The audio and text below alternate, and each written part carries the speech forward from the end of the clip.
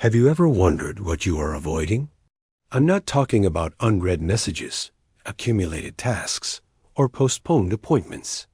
I'm referring to what you feel when you are alone, in silence, when no one is watching. That sudden discomfort, that nameless restlessness, it is where true exile lies.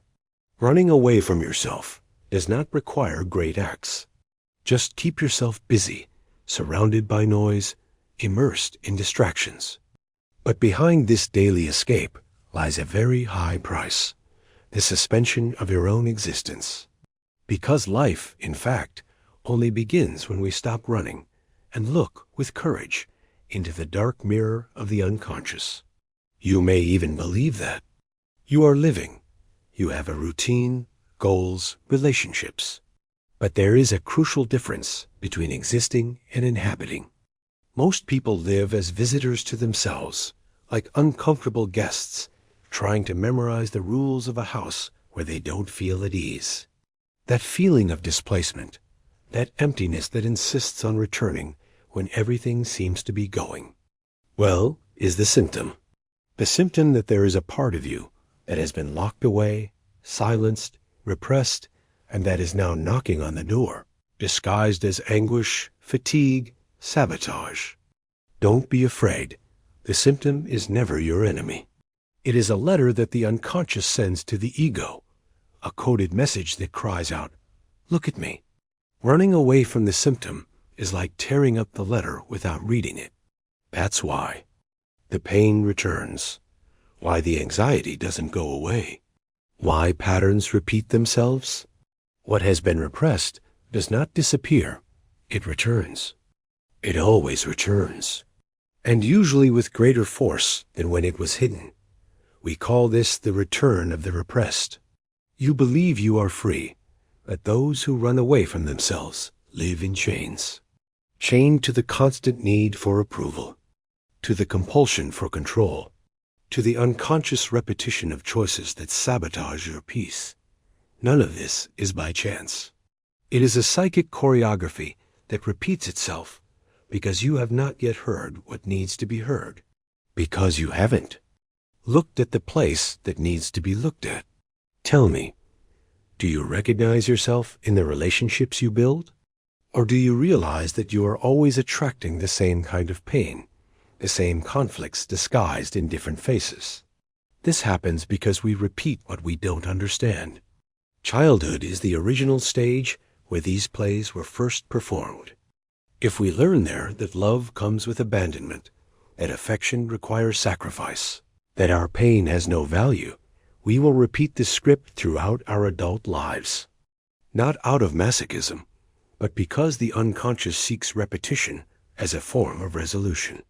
An attempt to reenact the trauma, hoping for a different outcome this time.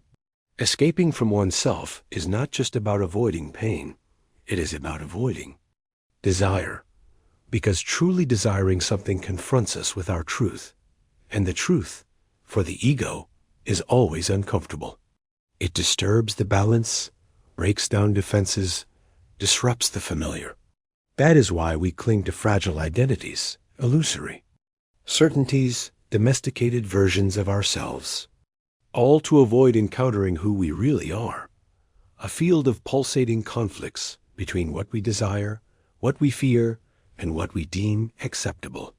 These three poles, desire, fear, and morality, form the fundamental tripod of the psyche, the ID, the superego, and the ego. The ID is the raw pulse of life, the force that desires without filter. The superego is the internalized voice of morality, of should and must not. And the ego is the tightrope walker who tries to reconcile these opposing forces with the demands of the real world. When we run away from ourselves, it is usually the superego that takes over. We become overly critical, harsh, demanding. We police ourselves before we even desire. And then the ID protests. It does not speak with words, but with symptoms, with impulses, with strange dreams and slips of the tongue. It speaks with the body, with repetition, with anguish. An example: someone who sabotages relationships.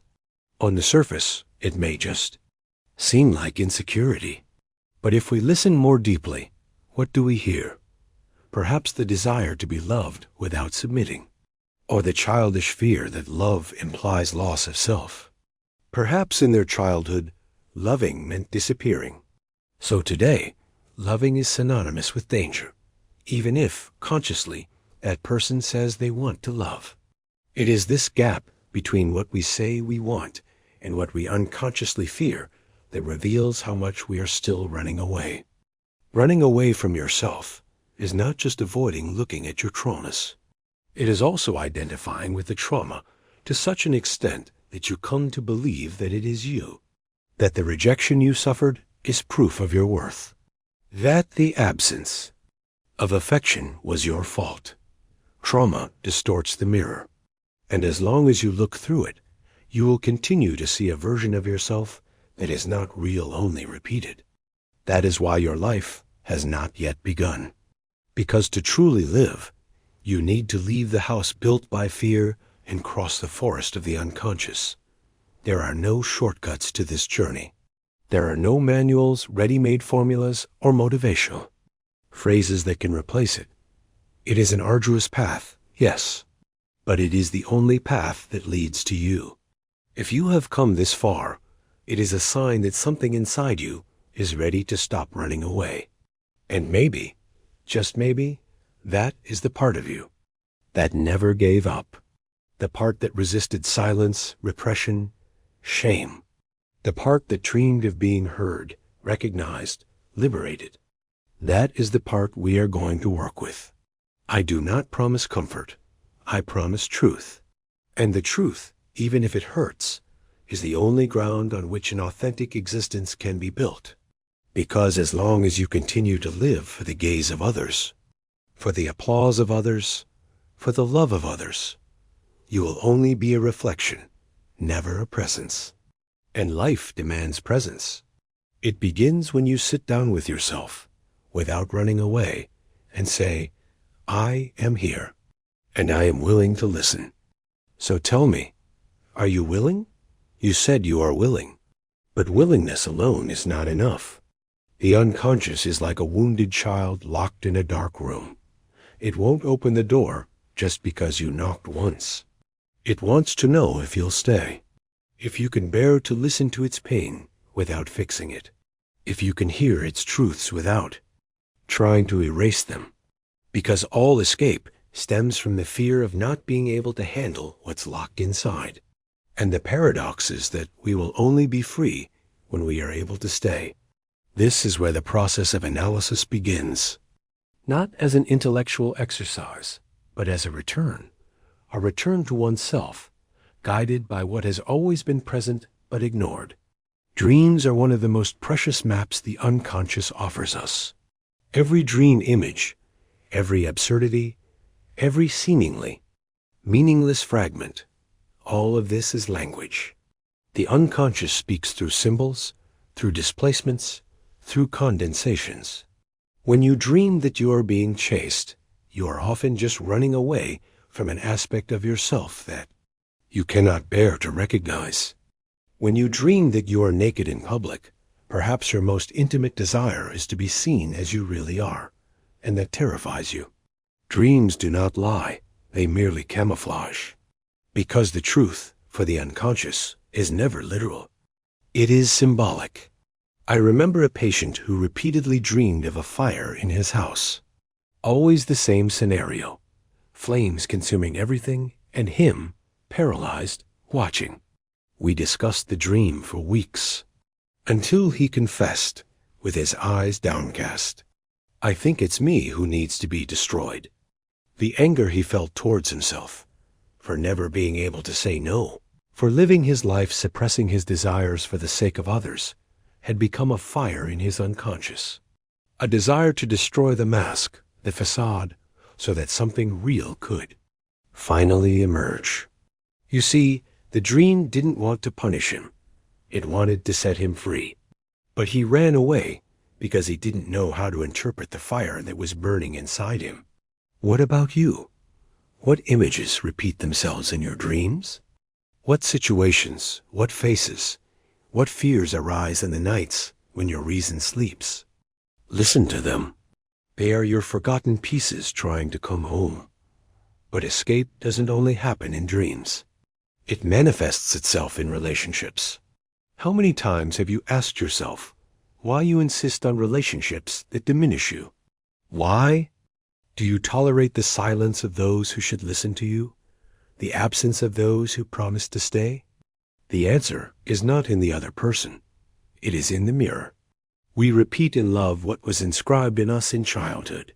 If we learn that affection comes with abandonment, affection will always be laden with fear.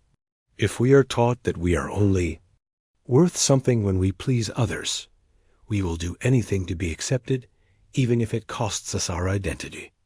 It is not love we seek, it is reparation. The problem is that the unconscious does not just want to love, it wants to heal. And so it chooses, with almost surgical precision, the people who reenact our traumas, not to hurt us, but to give us the chance to see, to understand, to change. But when we are running away from ourselves, we turn that chance into yet another prison. Because instead of recognizing the pattern, we blame the other person. Instead of looking inward, we point outward.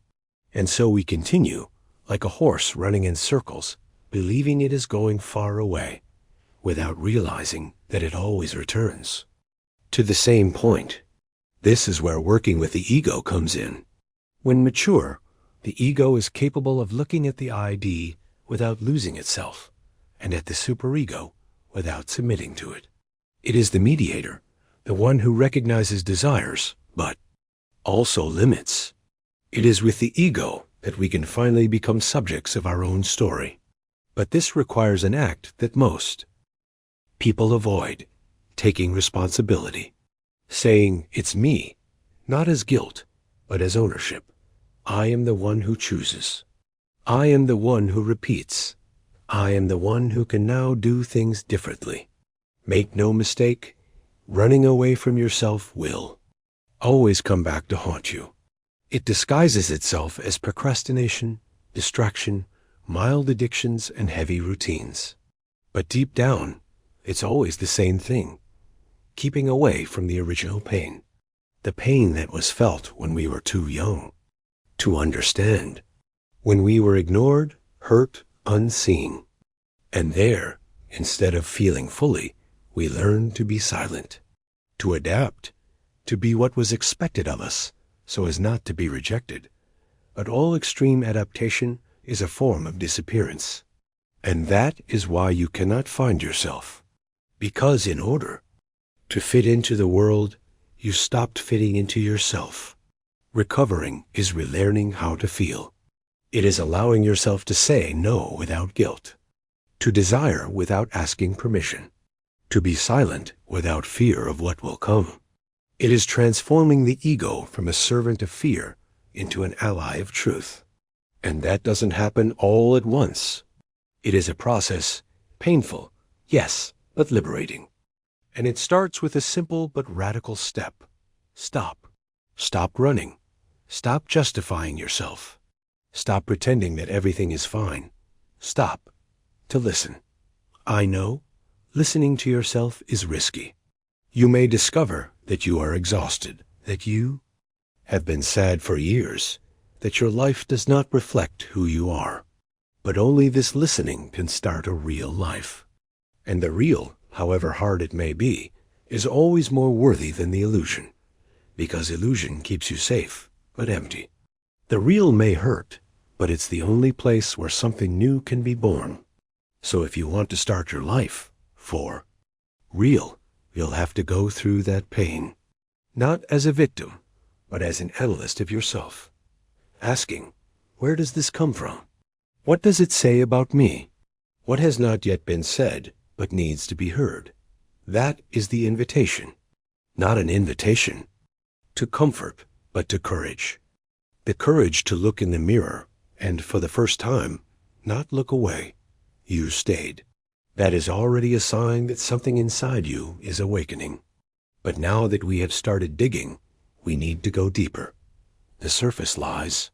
The unconscious does not, and it begins to open up when it realizes it will not be betrayed again, as it has been so many times, when you abandoned yourself to please, to fit in, to survive. Escaping from yourself manifests itself in 1,000 disguises. One of the most insidious is rationalization. You become a master at explaining everything. You justify pain, elaborate on trauma with pretty words, quote books, post phrases about self-knowledge. But as long as the emotion is not felt in the body, as long as crying is held back by reason, nothing changes. The word that heals is not the one that explains, it is the one that pierces through. Take the case of Helena, a brilliant intellectual woman, always willing to help others, but with a deserted emotional life. In therapy, she would say, "I understand everything. I just can't change." And indeed, she understood. She knew the mechanisms, the patterns, the roots of her history. But there was a blind spot she didn't allow herself to feel. Whenever something threatened the stability of her rational persona, she would resort to irony. She turned pain into jokes, tears into arguments.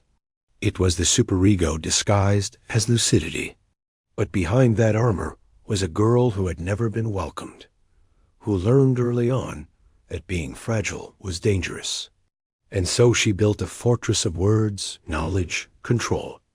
Control is another disguise. We run away from ourselves in a desperate attempt to control the world, people, feelings.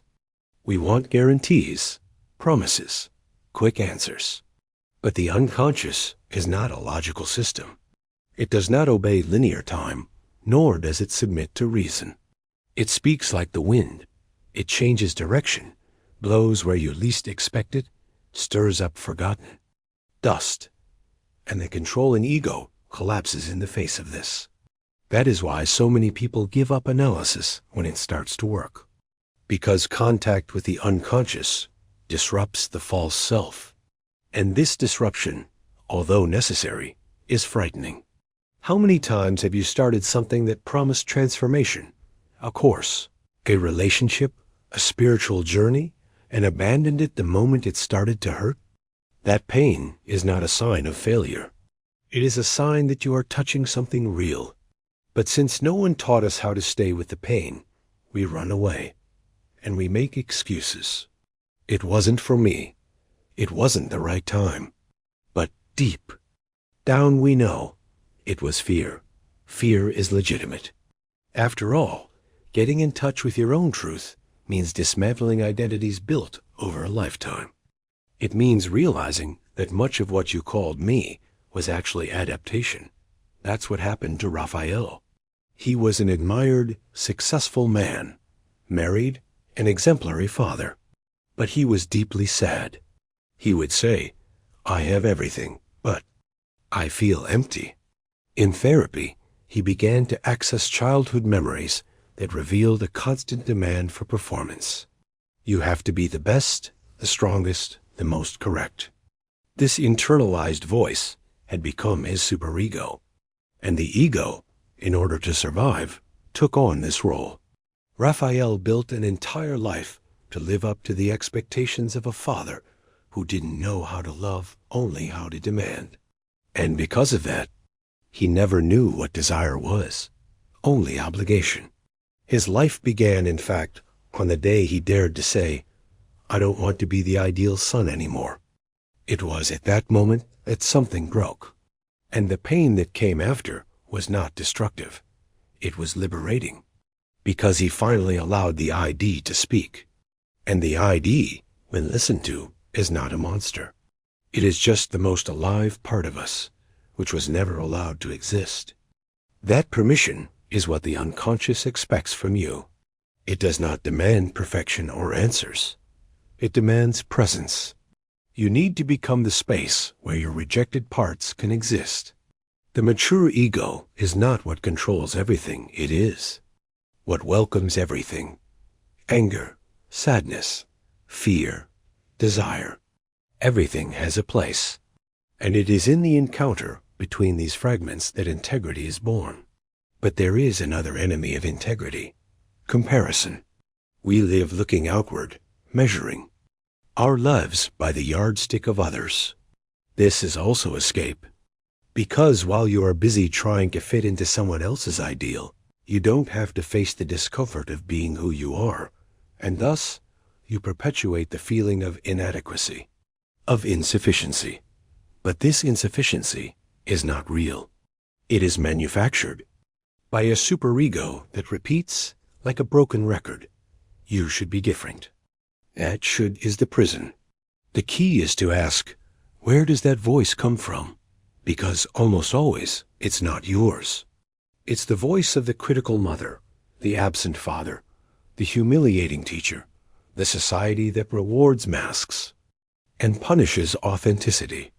Breaking away from that voice is an act of courage. It is not enough to silence it. It must be replaced with an inner voice that says, you can be who you are. You don't have to deserve love. Your pain has meaning. This new voice is built through analysis, listening, returning to the original scene of pain, not to relive it, but to reframe it, and thus transform trauma into testimony, wounds into language, symptoms into meaning. You see, freedom is not the absence of conflict. It is the ability to inhabit it without losing yourself. The strengthened ego does not deny the ID, nor does it submit to the superego. It listens to them, and it decides. It becomes the author of its own narrative. Not a protagonist who acts for an audience, but someone who, behind the scenes of the soul, writes their story with the ink of truth. That truth is yours, and no one can give it to you, not even me. What I can do, and what I do, is guide you to the door. The key is in your hands. But before you open it, ask yourself, am I willing to abandon who I pretend to be in order to discover who I really am? Because the answer to that question will define not only your psychic journey, but the quality of your life. Or rather, whether it will, in fact, begin. You are still here. And that, to me, is deeply revealing. Do you know why? Because part of you, perhaps for the first time, is choosing to stay, not with the world, not with the demands of others, but with yourself. And staying with yourself is the most revolutionary act anyone can commit. Because when you stop running, the whole castle of masks begins to crumble. And from the rubble emerges something that seemed lost, the desiring subject. Yes, you desire, even if you've learned to hide it. Even if your history has taught you that desire is dangerous, selfish, weak. Desire is the first victim of running away from yourself. And for that very reason, it is the first to be reborn when we decide to return. But desire is not easy to face, because desire makes us vulnerable. To desire is to admit that something is missing, something we don't control, that moves us, crosses us, disorganizes us. And everything that disorganizes scares the ego that has learned to survive by being functional. But function does not fulfill. What fulfills is meaning. And meaning only appears when you allow yourself to feel. This is a crucial point. As long as you are functional, at work, in relationships, in life, but not true, you will remain empty. Because emptiness is not the absence of things. It is the absence of self, of presence, of genuine affection, of internal space for your pain to breathe and your desire to speak. You see, most people build themselves up like a showcase. They display their achievements, their affections, images of well-being. But inside, they live like a locked basement. Dark, stuffy, silent.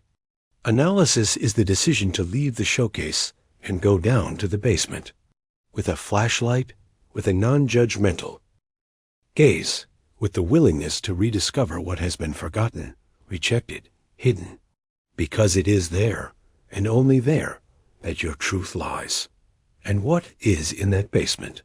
There is the child you once were, the child who had to be strong too, soon, who heard too much criticism and too little affection, who learned to smile when they wanted to cry, to obey when they wanted to scream, to give in when they wanted to run.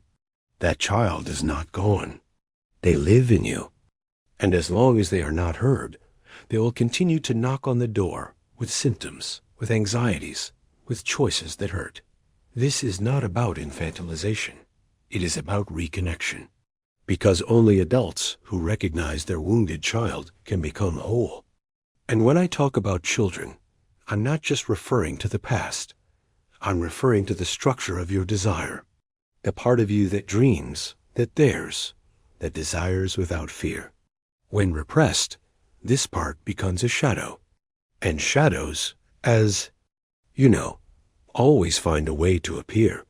In your judgments, in your impulses, in your forgetfulness, in your repeated mistakes. The shadow does not want to punish you. It wants to be integrated.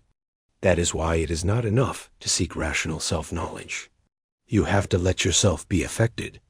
Analysis is, above all, an exercise in affection for oneself, of radical compassion, of looking inside and saying, I understand why you closed yourself off. I see your pain, and I'm staying anyway, because only affection sustains transformation. Rigor alone only produces more escape, and that is why so many therapeutic processes fail, because they want to change the person without listening to them. And what happens when we start listening? Unprocessed grief comes to the surface, unlived loves, the stifled desires, the unspoken words, everything that, out of fear, we let die inside us. But none of this is dead. It is only frozen. And when the warmth of listening touches these fragments, they begin to melt. And with them, the armor, the rigidity, the persona. It is at this moment that something new can be born. Not an idealized version of you, but a more complete version, more consistent with what you feel, with what you need, with what you refuse. A version that no longer begs for love, because it understands that true love does not require performance. It requires presence. And here we come to a profound turning point. Because when you begin to inhabit yourself, something changes in all your relationships. You stop submitting, explaining yourself, begging for affection.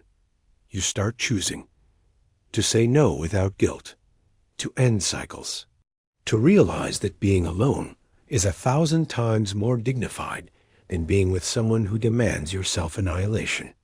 This is not selfishness. It is mental health. It is the ego ceasing to be the doormat of the superego to become the shield of the ID. Yes, the ego can be a shield.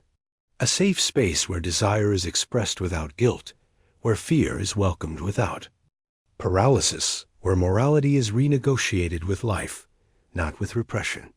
But this ego needs to be built, brick by brick, session by session, choice by choice. Because it has been a hostage for a long time, now it needs to become a home. And a home, as you know, is not built overnight. But if you start, and that already changes everything. You may be asking yourself, where do I start? Start with the symptom, with the discomfort, with the repetition. Where does it hurt? What keeps coming back? What do you do and then regret? What do others say that affects you as if they were speaking to your soul? There lies the clue. The symptom is the map. And contrary to what society teaches us, it should not be eliminated. It should be understood. Healing is not about erasing pain. It is about becoming aware of it. Give it a name, a story, a place. Because what has a name no longer dominates us. And what gains a story ceases to be a ghost. It becomes part of your biography, not your pathology. Your biography, until now, may have been marked by silence. But you can start writing it differently, not by denying what was, but by choosing what will be. And that choice begins now. With a simple but radical question. If you stop running away from yourself today, who can you finally become? The question hangs in the air, like a mirror suspended before the soul. Who can you become when you stop running away? There is no ready answer, because that answer cannot be read. It must be lived. It is a process of rediscovery.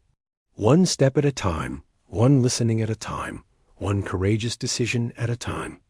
But for this rediscovery to happen, you have to cross the most avoided territory of the psyche, that of emotional truth.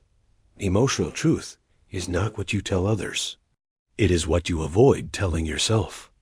It is what appears in flashes in moments of solitude. It insinuates itself in tears for no reason, in heavy silences, in smiles that hurt. It is the truth that says, you are not okay. And it's okay not to be. Because suffering, contrary to what culture teaches us, is not a sign of weakness. It is a sign that something inside you is still pulsing. You are still pulsing, even if you have been numb for years. With work, with dysfunctional relationships, with performative spirituality. Because yes, even self-knowledge can be a form of escape when it is used to produce a new mask. An evolved version of yourself, more controlled, wiser, more admired. But the unconscious laughs at this version, because it knows you still cry alone. You still repeat patterns. You still fear being seen in your rawest vulnerability. And here is the turning point, allowing yourself to be seen, not by others, but by yourself. Have you ever seen yourself? Not in the mirror, but in the inner mirror. Have you ever sat down with your rejected parts and said, I see you. I understand why you did that. I know it was to protect yourself. And now, I am. Here, this is the gesture of reconciliation that heals. When the ego stops judging the ID and begins to listen to it, not as a threat, but as an essential part of being. This reconciliation is at the heart of the analytical process, and it does not happen without resistance. The superego, accustomed to ruling with guilt, does not give up the throne easily. It will continue to tell you that you are wrong, inadequate, shameful. But the more you listen to your pain with empathy, the weaker it becomes. And then, for the first time, you can desire without guilt. And to desire is to exist. Desire is the lifeline that connects you to your truth. It is what makes you get out of bed with purpose. It is what drives you to create, to love, to choose what resonates with your essence. Not consumerist, compulsive, empty desire, but the desire that springs from the soul. That says, this is the way. Even if it hurts, even if I lose applause, this is the way. And following that desire is what starts a new life. Not a life without pain, but a life with direction. Remember something essential. The unconscious does not want to destroy you. It wants to set you free. But for that, it needs you to listen to it. To stop trying to silence it with distractions, diagnoses, or rushed spirituality. To stop chasing ready-made formulas. There is no formula. There is listening. There is truth. There is pain. And there is the possibility of rebirth. But only for those who dare to cross the dark night of the soul without rushing. This journey is lonely. Yes, but it is not abandonment. It is presence. And in presence, you discover something unexpected. You were never really alone. Because even in your darkest moments, there was a part of you that insisted on living. That wrote mental poetry when no one was listening. That desired love even though it had learned to fear it. That smiled inside when it saw a child playing. That part is your indestructible core, your vital spark, your real self. And it is with this self that you need to rebuild your pact. Because deep down, everything you sought outside yourself, recognition, acceptance, belonging, begins to become superfluous when you give yourself to yourself, when you choose yourself, not out of ego, but out of truth, when you stop wanting to please and start wanting to live, not for performance, but for essence. And the world begins to change, not because you control it, but because you stop being controlled by it. People leave, masks fall, places lose their meaning, but something new is born, freedom. The freedom to no longer be defined by your pain, nor by your history, nor by the gaze of others. You become the author. And that is unbearable for the part of you that still wants to be a victim. But it is liberating for the part that wants to live. And that part is now in motion. If you have come this far, it is because something deep inside you has been touched. Something you may not be able to name, but that pulses. And that pulse is the beginning, not of a linear path, but of a spiral, where each turn brings you closer to the center, to the real, to yourself.